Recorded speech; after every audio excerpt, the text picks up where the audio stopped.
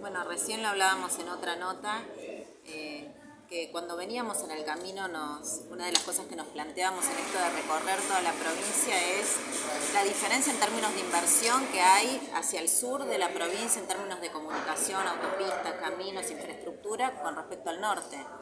La realidad es que cuando uno viene hacia el norte se da cuenta la enorme desigualdad en términos de distribución de los recursos que el gobierno provincial destina para el sur provincial y para el norte de la provincia.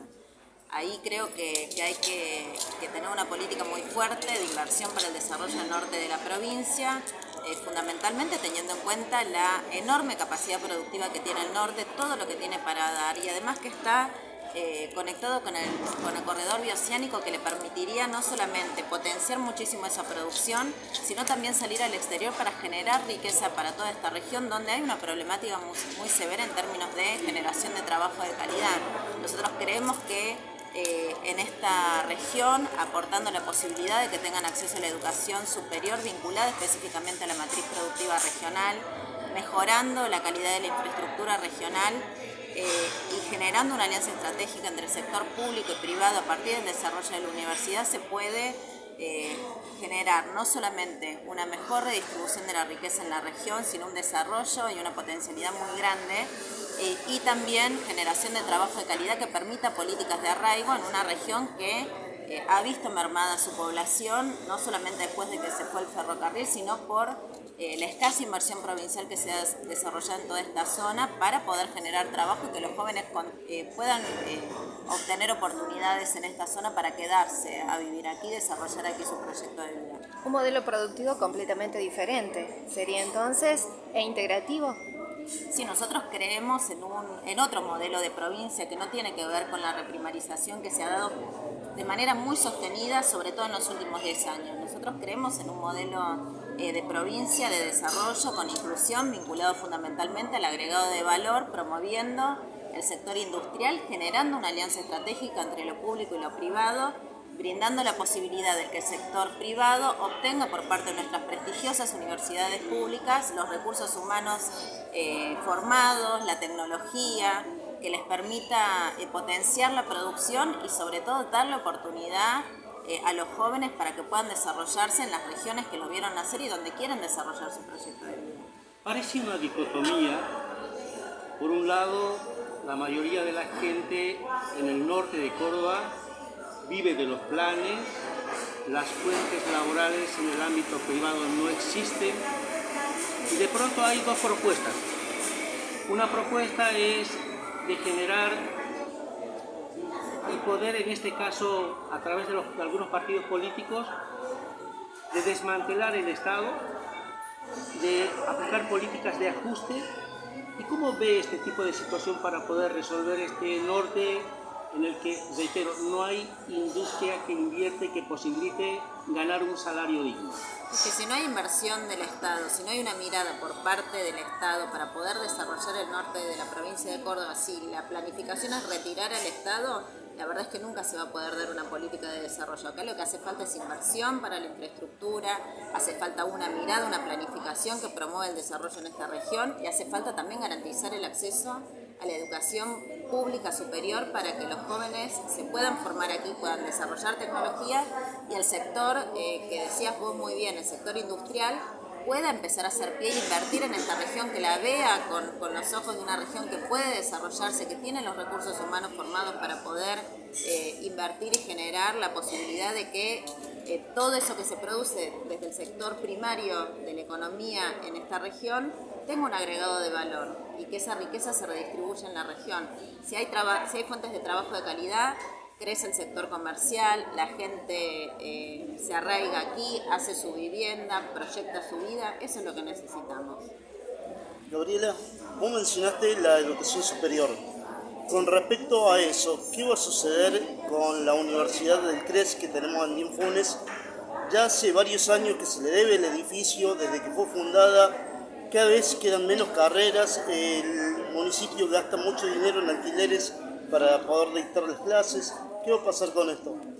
Mira, dentro de los presupuestos que aprobamos, en el último presupuesto estaba contemplado, era una de las cosas que nosotros habíamos planteado, la necesidad de que tenga edificio propio, pero Yo creo que más allá de que el CRES tenga edificio propio, lo que hay que hacer es generar una universidad del norte que desarrolle las carreras estratégicas en términos de lo que necesita el norte para desarrollarse. El CRES es un paliativo, es la posibilidad de que los jóvenes puedan estudiar una carrera de educación superior pero acá. El problema es que si vamos a crear algo nuevo, primero sostengamos o mejoremos lo que tenemos. Te estoy diciendo que sí.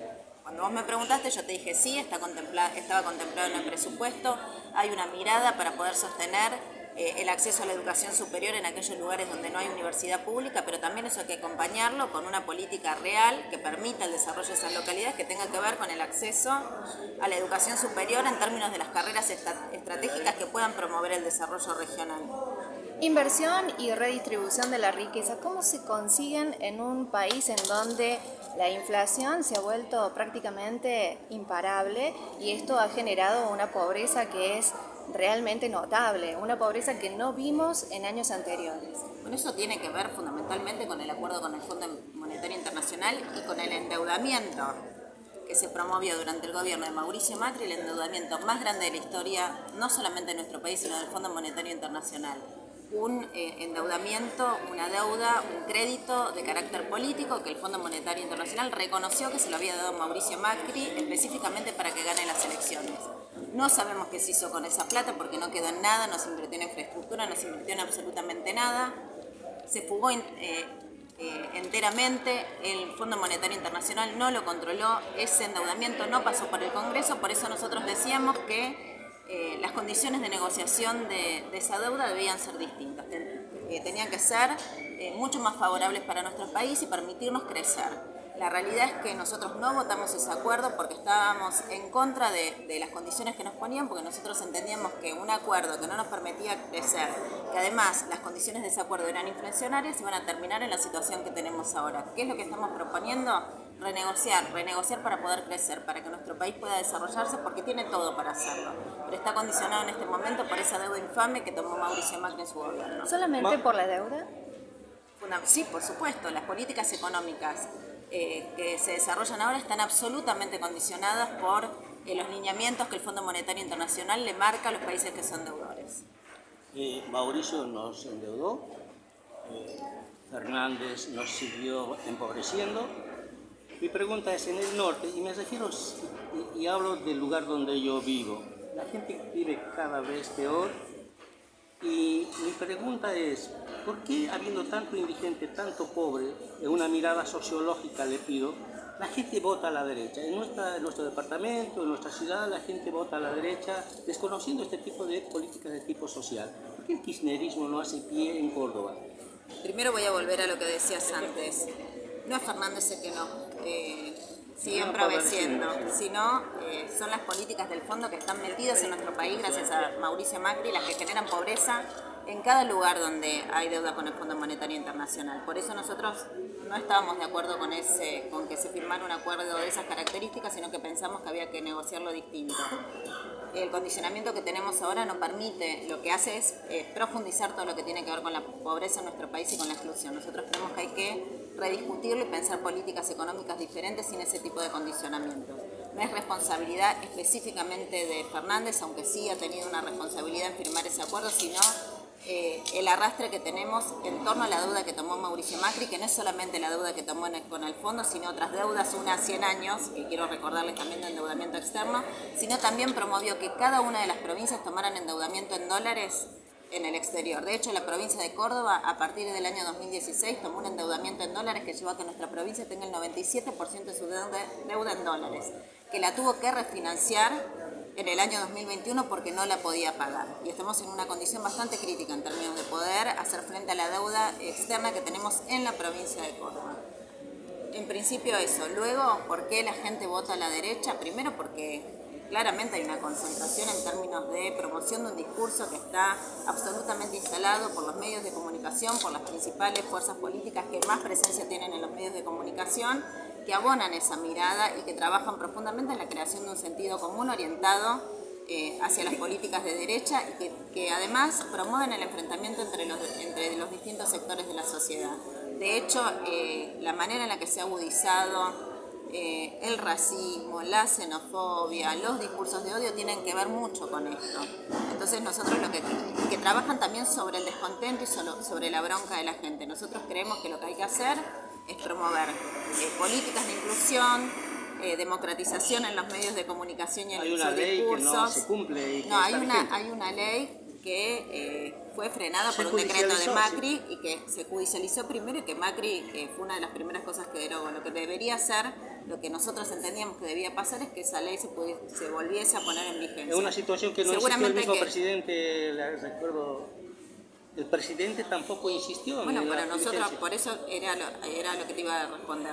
Nosotros creemos que hay que volver a rediscutir eso porque entendemos que si no hay democratización en el acceso a la información, si no hay democratización en términos de los discursos en los medios de comunicación, este proceso se va a seguir agudizando y nosotros lo que queremos es que haya pluralidad de voces que permitan dar discusiones bastante más profundas en la sociedad y que no haya solamente un discurso único instalado que promueva el odio, la xenofobia y todas estas cosas con las que nos estamos volviendo a enfrentar en el país, que hacía muchísimos años que no sucedían, por lo menos 40 años desde que la democracia se logró en la Argentina, que tienen que ver con incluso discursos procesistas.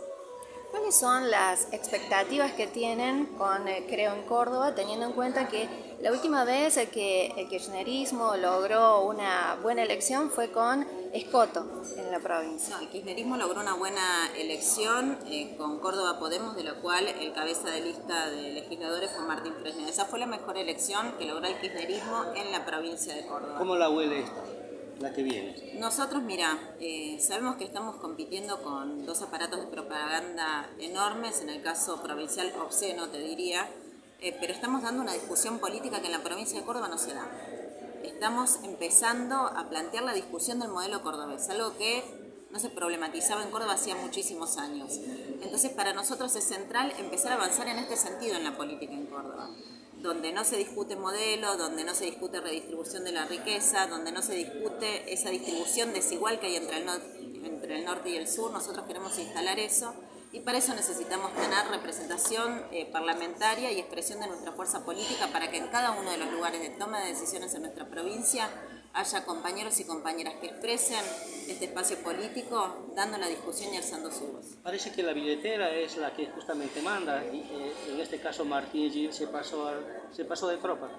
Bueno, nosotros creemos que lo que tiene que mandar son las convicciones, pero el modelo político que queremos defender. Las convicciones a la bueno, hora pero de estoy poder hablando de lo que nosotros creemos. Martín Gil tomará las decisiones políticas que él crea que debe tomar. Nosotros creemos que hay que defender un proyecto político de provincia, de país. ¿Nada la va a mover?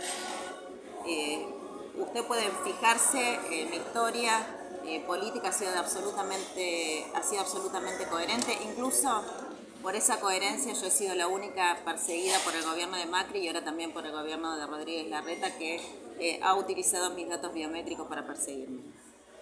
Teniendo en cuenta que recién hablábamos de la buena elección que había realizado, ¿cuáles son las expectativas que tiene para este 2023 y cómo van a continuar trabajando teniendo en cuenta que quedan muy poquitos días para las elecciones? La verdad que queda pocos días, es una campaña difícil, es una campaña asimétrica. Fíjense ustedes lo que es el nivel de publicidad y de dónde sacan los recursos para semejante campañas publicitarias. Yo vengo acompañando a Federico de Gabriel y todos los candidatos. Yo no soy candidato en esta elección, pero la verdad que hay que ponerle los esfuerzos porque en algún punto, como dice Gaby, hay que rediscutir todo. En muchas cosas tenemos que nosotros hacernos autocríticas, sin duda, pero también tenemos que pensar en cómo se votó el presupuesto justamente recordaban cuando yo era legislador, toda la deuda y toda la obra pública se hizo con un endeudamiento en dólares, ¿no? Y cómo nosotros nos repensamos para esta campaña, cómo nosotros pensamos las propuestas para esta campaña, ¿sí? Le digo, Fernando es una expresión, como muchos otros compañeros, ¿sí? Que vienen trabajando de hace años la agenda agroalimentaria y un nuevo modelo de producción. Yo me pregunto, ¿sí? Porque muchas veces quisieron modificar la ley de bosque para tratar de meter acá soja en toda esta zona donde hay bosque nativo, ¿Y qué sería si se permite el desmonte acá y existe soja? Claramente va a crecer porque son pautas de comercialización en dólares. Pero ¿quién brinda el servicio ambiental? ¿Cómo de alguna manera se retribuye a este sector que tiene bosque nativo? Vos me preguntás cómo no va a ir. Yo creo que tiene todo que ver en cómo la gente está pensando el futuro de todos los argentinos. El gobernador no para desde hace años y años de echarle la culpa a los gobiernos nacionales, pero él se alineó a Macri y él fue el que fue cómplice y parte del endeudamiento que tiene la República Argentina. Y después, ¿saben qué dice Schiaretti? Después Schiaretti dice, yo no tengo nada que ver con las decisiones nacionales. Y en ese sentido, a mí me parece que es muy importante que todos los cordobeses seamos conscientes lo que viene planteando Cristina en relación a la economía bimonetaria. Porque una cosa son las elecciones y lo que la gente quiere escuchar y otra cosa es lo que está pasando también en un montón de lugares. Nosotros venimos a plantear una agenda que es disruptiva, sin lugar a duda. Tenemos que repensar, y disruptiva con nosotros mismos. No podemos seguir pagándole el fondo con el hambre del pueblo argentino. Habló de autocrítica, es Sí. justamente lo que falta. Estoy haciendo una autocrítica. Justamente estoy haciendo una autocrítica. Pero hablo del gobierno nacional, hablo de quienes hoy por hoy se encuentran trabajando para los argentinos. De cualquier manera lo dijo la vicepresidenta de la Nación y también lo dijo Massa, que es el ministro de Economía, lo dijo la vicepresidenta, lo acaba de decir una diputada nacional. Sin lugar a dudas no pensamos igual. Tu mirada, porque eres un hombre vinculado a los derechos humanos, Sí. tu mirada con respecto a esta aparición nuevamente de la xenofobia, el racismo y la criminalización de la protesta social. Mira, la verdad que es una conflictividad que es propia de las democracias en crisis. Las democracias en crisis que están condicionadas por factores de poder que la arrodillan. ¿Eso justifica que haya mayor represión? No, de ninguna manera. Porque vos me dijiste, el discurso de odio es una Sí, cosa. por eso el tema es la criminalización de la protesta. Y lo que pasa es que cuando las democracias fracasan, los trabajadores se rebelan y exigen sus derechos. Y los estados neoliberales generalmente intentan acallar las protestas persiguiéndola y utilizando el poder judicial. ¿Por qué? Porque no lo pueden resolver con inclusión social. Yo escucho a Patricia Bullrich, o escucho al gobernador de Jujuy hablar y insistir en este tema. No, por eso, y los de acá también. Y en ese sentido creo que los derechos humanos vienen a ser un aporte fundamental. ¿Qué se debe hacer? Lo que se debe hacer es fortalecer el Estado. Yo les digo con todas las letras, quieren destruir el Estado y Argentina va a caer en un caos. Defienden la democracia, dicen defender la democracia 40 años, pero no existe democracia sin Estado y sin derechos humanos.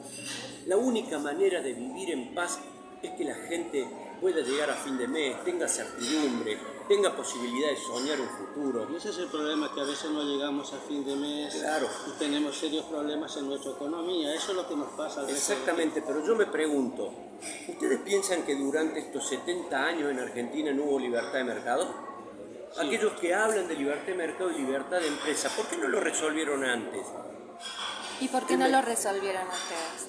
Porque el Pero Estado, tiene vuelvo a que repetir, hay una noción de Estado que puede ser chico o grande. Nosotros creemos en un Estado grande que intervenga y que transforme esa asimetría que genera el mercado en inclusión social. Créanme que no existe ninguna posibilidad de inclusión social si no existe el Estado.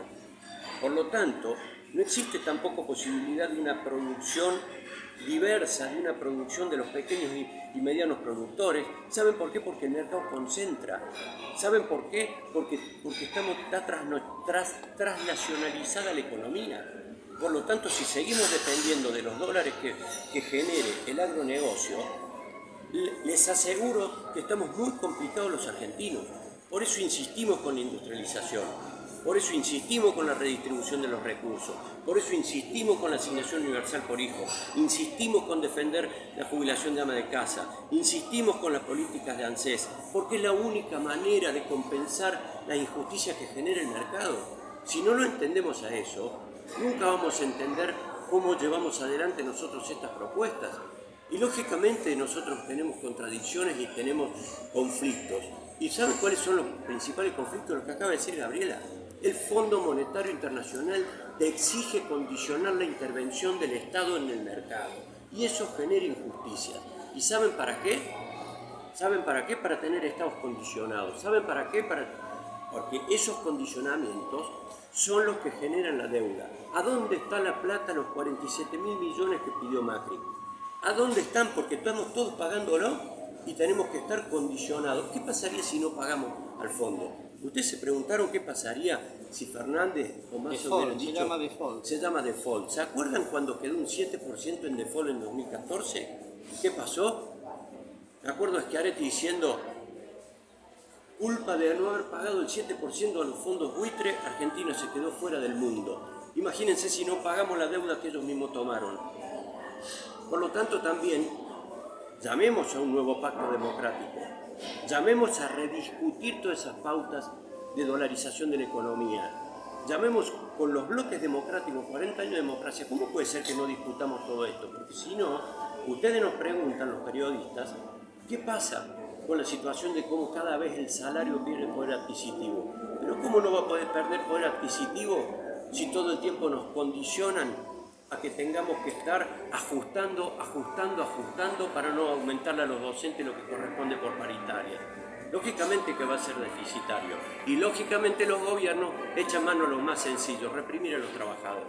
Por último, de mi parte, Esteves, ¿de quién está más cerca? ¿De Guado de Pedro? ¿Del ministro de Economía? ¿De Scioli? ¿Por dónde pasa su proyecto político nacional? El proyecto político no es un proyecto político pensado en términos de individualidades. Pero una individualidad representa un partido, una estructura de tipo político. Puede haber personas que sinteticen o expresen mejor el proyecto Entonces político. le cambio mi pregunta. ¿Quién sintetiza de los nombrados en su proyecto político? A ver, yo tengo muchos años de militancia con Guado y tengo cercanía y creo en él. Si yo tuviese que expresar una idea de quién considero que puede llegar a expresar mejor, quizás él, pero no va en detrimento de Sergio. Sergio también creo que ha sido alguien que con muchísima valentía, en un momento muy delicado, tomó la responsabilidad de ponerse al frente cuando el que era ministro de Economía se fue por la ventana huyendo de las decisiones que él mismo había tomado. Entonces yo creo que ahí hay dos cuadros políticos muy importantes que tienen valentía, fortalecen sus decisiones y capacidad para llevar adelante un proyecto político de país que vuelva a la senda que habían construido Néstor y Cristina durante los años de su gobierno. Entonces, ¿en qué orden? ¿Guado de Pedro o No, Massa? pero es que no creo que eso sea importante. Yo creo que tenemos que discutir política, porque el problema que tenemos en este país es que nos la pasamos discutiendo nombres y no discutimos la política. Si tuviese que discutir un nombre o plantear un nombre, plantearía el nombre de Cristina Fernández de Kirchner, quien creo que es quien mejor expresa y sintetiza el proyecto político. Pero yo lo que quiero discutir es política. Martínez, ¿cómo continúa la campaña aquí en el departamento Ischilí? Bueno, estamos más abocados acá al reconocimiento de los barrios. Nosotros trabajo en el campo, lo venimos haciendo hace muchos años, ya me conocen, he hecho proyectos que los han involucrado y que han tratado de mejorar la vida del sector rural, y yo creo que eso, en la visita que le hemos hecho ahora, han reconocido ese trabajo. Y falta un poco acá en los barrios de Anfunes, en los barrios de Quilino. Estuvimos también acompañando, no como espacio, sino como parte del equipo técnico, la campaña de Tania. Es una campaña muy pensada y muy onerosa muy también, trabajada, ¿no? Onerosa, le sucedió la palabra. No sé si la onerosa, Luego tener un local, la publicidad, hay muchas cosas. Distinto en el caso suyo, parece uno de los candidatos hacia representante del norte, de la pobreza. de la pobreza. En realidad sí, digamos, no tenemos la plata que tiene en publicidad los otros candidatos o las otras listas. Pero sí, en cuanto a riqueza de propuestas, sí, yo creo que es la propuesta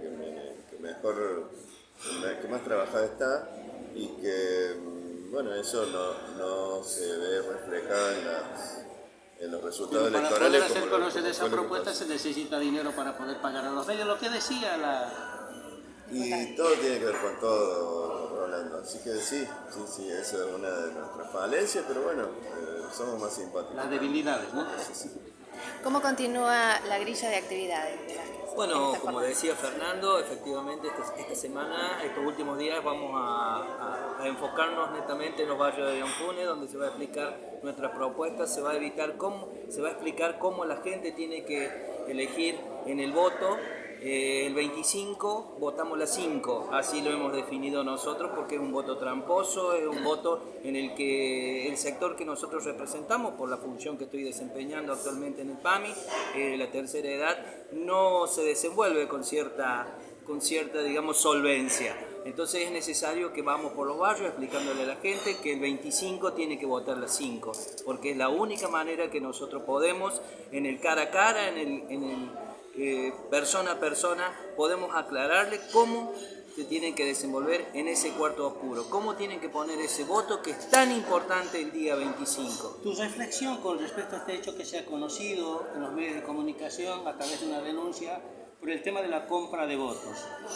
Dan clases prácticas de cómo marcar una boleta y cómo cobrar en el domicilio del respectivo candidato. ¿Cómo te cae a vos esta denuncia que se presentó ayer en Fiscalía? La verdad que es muy triste, muy triste. Yo soy muy simpatizante de la democracia, siempre me ha gustado participar en ella, siempre he sido un activo militante de todos los movimientos políticos, todos los movimientos que definen a la defensa, por lo menos en los más desprotegidos. Esto sin duda hace a la corrupción de aquellos que hacen la actividad de la política que la desprecie el ciudadano.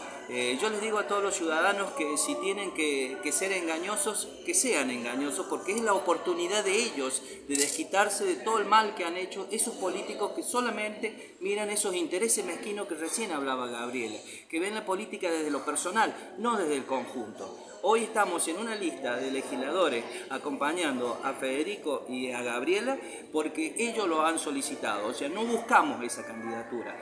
Tanto Fernando como quien habla fuimos propuestos por el conjunto para estar en esa candidatura. Es decir, que nosotros no vemos un proyecto desde lo personal, vemos un proyecto desde el conjunto, vemos un proyecto desde el equipo. Y es importante que la gente entienda eso, de lo que hacen la política, no por un cargo, no por un puesto, sino porque realmente la sienten y quieren cambiarle la vida a la gente, porque la política solamente sirve cuando le cambia la vida a la gente y no a los políticos. Porque en Dianfune tenemos muchos políticos ricos y tenemos muchos políticos que se han desempeñado en diferentes cargos políticos y no le han resuelto la vida a la gente. Y por eso Dianfune hoy está como está. Hace 20 años que pasa eso.